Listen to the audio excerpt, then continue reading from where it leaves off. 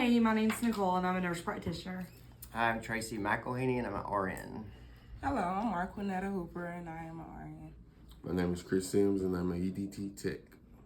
Hi, I'm Mariah West and I'm an RN. Alright, y'all ready?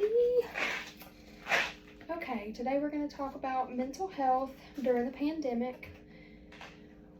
Mental health is a global problem following a global pandemic. Just so we've seen in the CR that we've seen the spike in mental health and suicide patients and since COVID began in 2020.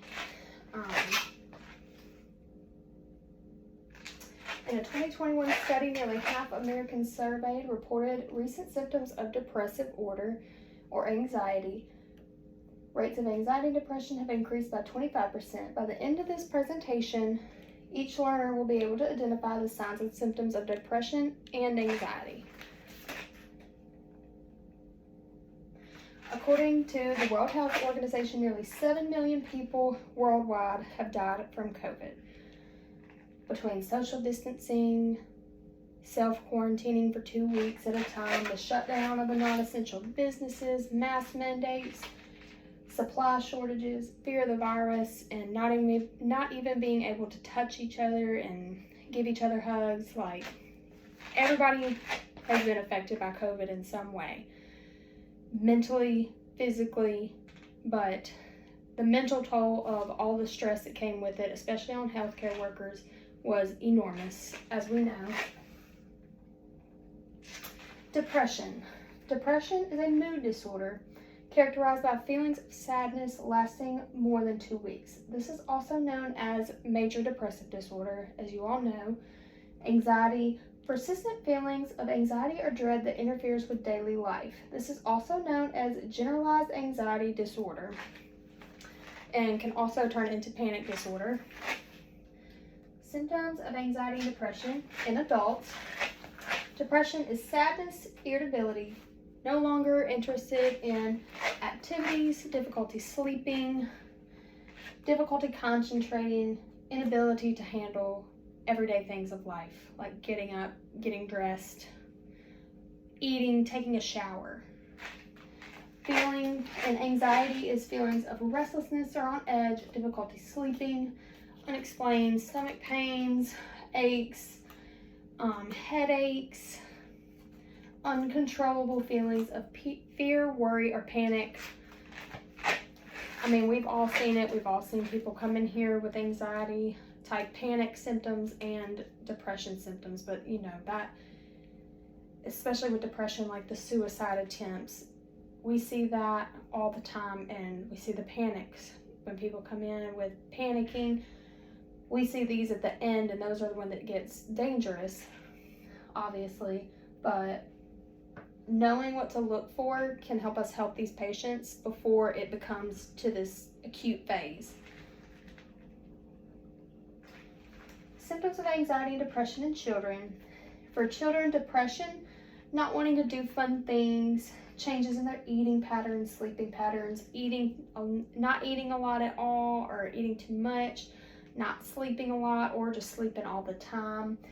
Changes in energy levels, being tired, sluggish all the time, difficulty paying attention or focusing, falling behind in school, feelings of worthlessness, uselessness, or guilt, anxiety, being afraid when away from their parents, extreme fear about a certain situation, kind of like a phobia, being afraid of school or other places, repeated episodes of sudden, unexpected, intense fear that comes with crying, shaking, or fast breathing.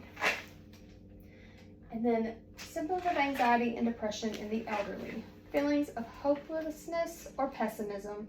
We see this all the time. We see elderly people come in and they say things all the time about, oh, I don't care if I die.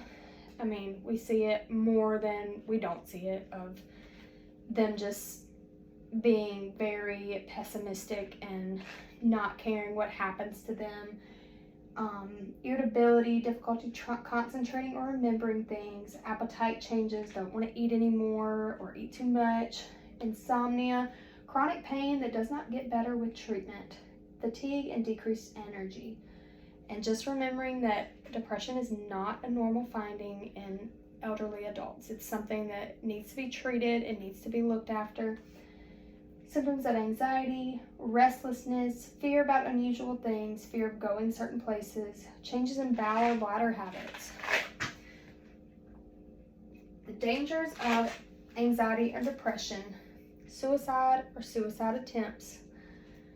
That's a huge one. That is considered a medical emergency.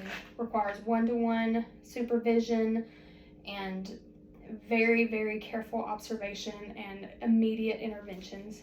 I mean, we see it all the time. And the point of all this is to make sure that we treat this before it gets to that point. We're going to talk about now a little bit how technology has affected us during COVID. I mean, of course it helped. It helped us get news out. It helped people stay up to date about what was going on. But I really wanted to focus on the downfalls of technology during this time, specifically social media. Technology helped provide social interactions during COVID-19, especially with FaceTime. Everybody during COVID, I'm sure nurses especially, has helped a patient FaceTime their family. Technology did not replace this human contact though. And social media was proven to worsen symptoms of anxiety and depression during COVID-19. See a bunch of people on their phones like we always do. CDC recommended screen times. CDC recommends that children limit screen time to 1 to 2 hours per day. Children ages 8 to 10, according to the CDC, spend on average 6 hours per day in front of a screen. Children ages 11 to 18 spend an average of 9 hours a day in front of a screen. For adults, the CDC recommends to limit screen time to less than 2 hours per day.